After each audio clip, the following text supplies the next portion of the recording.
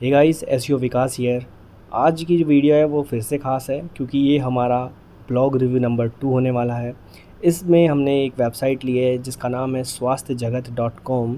ये मुकेश जी की वेबसाइट है, उन्होंने मुझे ईमेल किया था एंड बहुत सारे ईमेल्स आए हैं, लेकिन मैंने ये जो है नीश सेलेक्ट किया है जो कि थोड़ा सा हेल्थ फिटनेस से रिलेटेड है, थोड़ा सा घरेलू उपचार टाइप में, लाइक कुछ टिप्स देने वाली चीज़ें हैं इसमें इन्होंने शेयर की हुई है। तो आज हम इसका रिव्यू करेंगे और देखेंगे कि इन्होंने जो आर्टिकल्स वगैरह लिख रखे हैं तो उनमें क्या गलतियां कर रखी है और आपको वैसी गलतियां नहीं करनी चाहिए। चैनल पे नए हैं तो सब्सक्राइब कर लीजिए, वीडियो अच्छा लगता है तो लाइक करिए।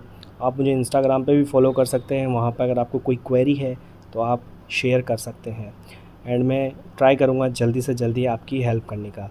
तो अभी के लिए हम चलते हैं हमारे लैपटॉप की स्क्रीन पे और देखते हैं इस ब्लॉग में क्या ख़ास है और क्या गलतियाँ की हुई है जिससे हम सीख सकते हैं। सो गाइज़, हम लोग आ चुके हैं हमारे लैपटॉप की स्क्रीन पे। ये है इनकी वेबसाइट swasthjagat.com। आप इसका ये होम पेज देख सकते हैं। अब यहाँ पे होम पेज आप देखेंगे तो बहुत ही सिंपल है, कोई ज़्यादा बॉक्सेस वगैरह ऐसा नहीं बनाया हुआ है इन्होंने, ज़्यादा भड़कीला नहीं बनाया हुआ है। बट यहाँ पे मैं आपको बताऊँगा, यहाँ पे इन्होंने स्वास्थ्य जगत एक अपना टेक्स्ट फॉर्म में लोगो दे रखा है, एक यहाँ पे सर्च बॉक्स है और यहाँ पे क्लिक करने के बाद जो है वो आपको मेन्यू कुछ इस तरह से दिखाएगा। यहाँ पे इतना बड़ा सर्च बॉक्स खुलता है, फिर यहाँ पे होम, स्वास्थ्य, फिटनेस, महिला, आहार, दवाई, ये इनका जो है मेनू है या कैटेगरीज है। तो यहाँ पे जो इन्होंने ये मेनू बनाया हुआ है ये प्रॉपर ढंग से नहीं है। मैं इनको रिकमेंड करूँगा कि आप जो मेनू है वो कुछ इस तरह से बनाएं। अभी ये मेनू है ये मोबाइल के लिए है, ठीक है, मोबाइल पे ऐसा मेनू होना चाहिए। बट जो आपकी थीम है उसके अंदर जाके आप कस्टमाइज़ करिए और आपका जो डेस्कटॉप के लिए वेबसाइट है उसके ऊपर आप मेन्यू यहाँ पर दिखाएं। लोगो आप लेफ़्ट साइड में रख सकते हैं और सर्च बॉक्स यहाँ पे दिखा सकते हैं। उसके बाद आप देखेंगे यहाँ पर इन्होंने इतनी सारी पोस्ट वगैरह लिखी हुई है। हम इनमें से कुछ पोस्ट को खोल लेते हैं और फिर जो है एक एक के बाद एक देखेंगे कि इन्होंने क्या गलतियाँ कर रखी है।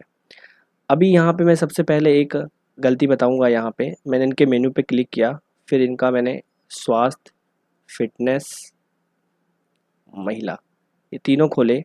आप यहाँ पे देख सकते हैं इन्होंने जो कैटेगरी बनाई हुई है ये एक तरह का पेज है आई थिंक, इसलिए डायरेक्ट ऐसा आ रहा है, ठीक है। तो कभी भी आपको यहाँ पर जो है ना स्वास्थ्य, या तो इसको इंग्लिश में लिख दीजिए, जैसे आपका ये स्वास्थ्य है तो यहाँ पे या तो इसको इंग्लिश में लिख दीजिए या फिर आप इसको है ना स्वास्थ्य में क्या लिख सकते हैं, फिटनेस, ठीक है।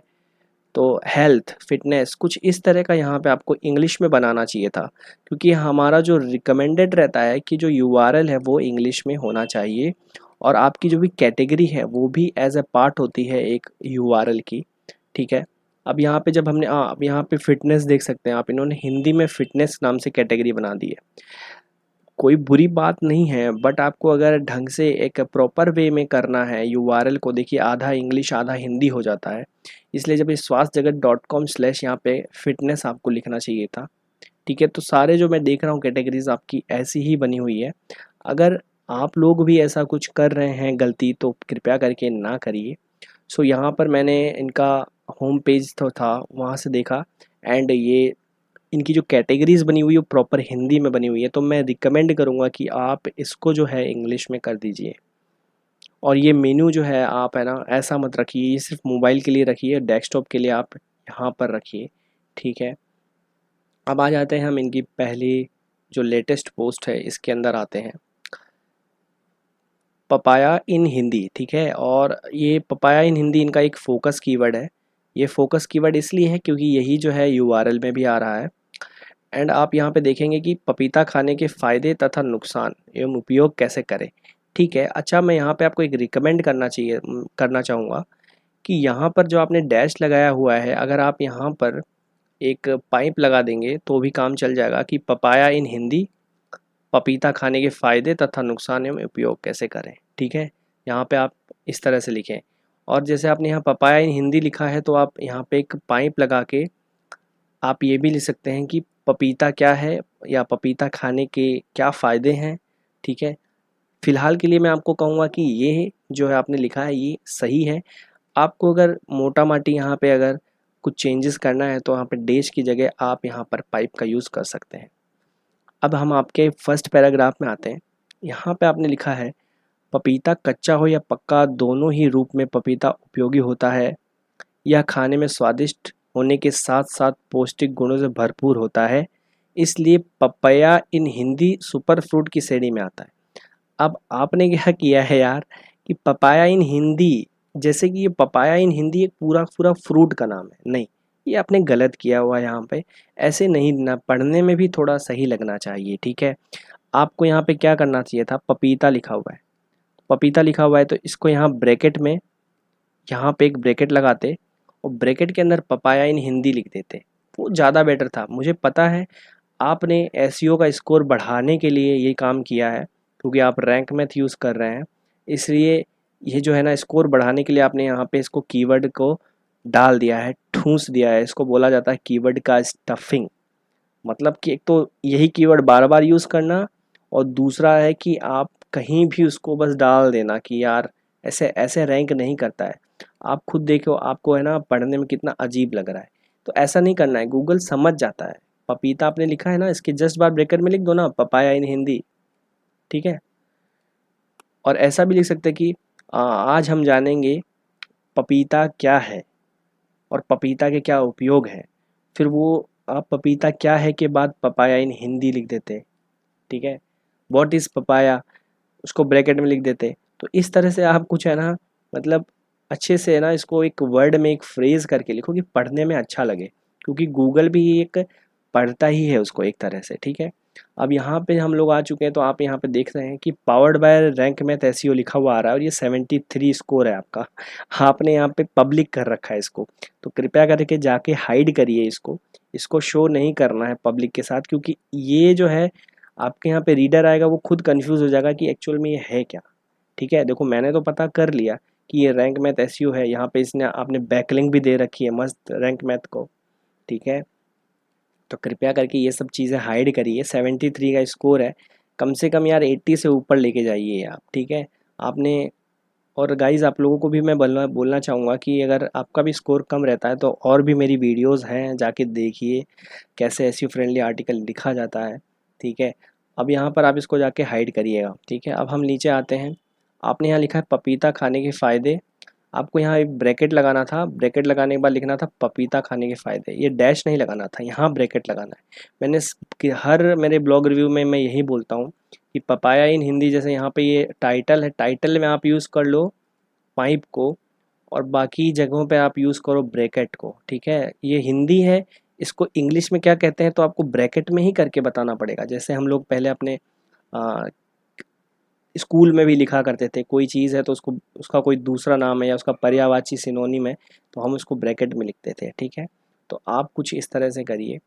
फिर जैसे यहाँ पे लिखा वापस से, तो इसको वापस से यहाँ ब्रैकेट में लिखना चाहिए था आपको, ठीक है।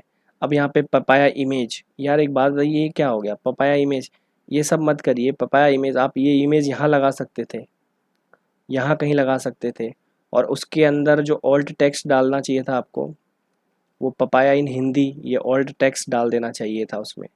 आपने यहाँ पे एक ही यूज़ किया हुआ है। अब यहाँ पे आपको यही जो चीज़ें मैं बता रहा हूँ कि जो फ़ोटो आपने नीचे यूज़ की है वो फ़ोटो यहाँ पे यूज़ कर लेते। फिर पोषक तत्वों में पपीता पोषक तत्व, यहाँ पर एक फ़ोटो लगा के और उसी फ़ोटो के ऊपर आप प्रोटीन वगैरह की मात्रा थोड़ा लिख के और अच्छे से कर देते, तो यहाँ थोड़ा अट्रैक्टिव भी लगता और देखने में भी लगता। ये पपाया इमेज ऐसा है, ऐसा कोई सर्च नहीं करता, और कोई सर्च भी करता है तो वो गूगल के सर्च इमेज में जाता है, ना कि यहाँ पे आपकी वेबसाइट में। तो मैं आपको रिकमेंड करूँगा कि इसको, यहाँ पर आपने खाली पपाया इमेज लगा के इमेज लगा दिया है, तो इसको हटा के ये इमेज यहाँ कहीं पर फिट करिए आप, ठीक है। और ट्राई करिए कि 2 से 3 फ़ोटोज़ को यूज़ करिए ही करिए। अब यहाँ पे पपीता खाने के नुकसान, तो यहाँ पे आपने चलिए लिखा हुआ है। अब उसके बाद डायरेक्ट आपने एफएक्यू लिख दिया है। एफएक्यू से पहले आपको क्या लिखना चाहिए था, कंक्लूज़न लिखना चाहिए था। कंक्लूज़न मतलब निष्कर्ष, इस पूरे ब्लॉग पोस्ट का क्या निष्कर्ष है उसका छोटा सा समरी लिखना चाहिए था। तो इस तरह से जो आप है ना थोड़ा सा अपने ब्लॉग पोस्ट को लिखिए, ठीक है। अब वापस से हम बात के फिटकरी के अद्भुत गुण यहाँ पे देखते हैं। यहाँ पे आपने चलो बहुत सही किया है, फिटकरी के 18 अद्भुत गुण, फिर यहाँ पे लगाया आपने पाइप और एलम इन हिंदी। तो यही चीज़ें आप हर जगह फॉलो करिए यार, ठीक है। फिर यहाँ पे आपने फिटकरी के फ़ायदे लिखे हैं, इतने सारे फ़ायदे एक साथ लिख के सीधे एफएक्यू लिख दिया है। ऐसा नहीं होता है, ठीक है। अब जैसे यहाँ पे फिटकरी, तो आपने बताया यहाँ पे फिटकरी क्या है, फिटकरी के गुण, फिर आपको लिखना फिटकरी का रासायनिक सूत्र क्या होता है, ठीक है। फिटकरी कहाँ कहाँ यूज़ होती है, ठीक है। और भी इससे रिलेटेड कीवर्ड्स निकाल के सब हेडिंग्स लगा के आप इसको और थोड़ा आर्टिकल को बड़ा कर सकते थे, ठीक है। तो इस तरह से आप आर्टिकल, इतना ज़्यादा छोटा आर्टिकल मत लिखिए, थोड़ा बड़ा आर्टिकल लिखिए। फिर से इसमें कंक्लूज़न नहीं है, कंक्लूज़न ऐड करिए, ठीक है। और देख लेते हैं हम आपके यहाँ पे क्या इशू है।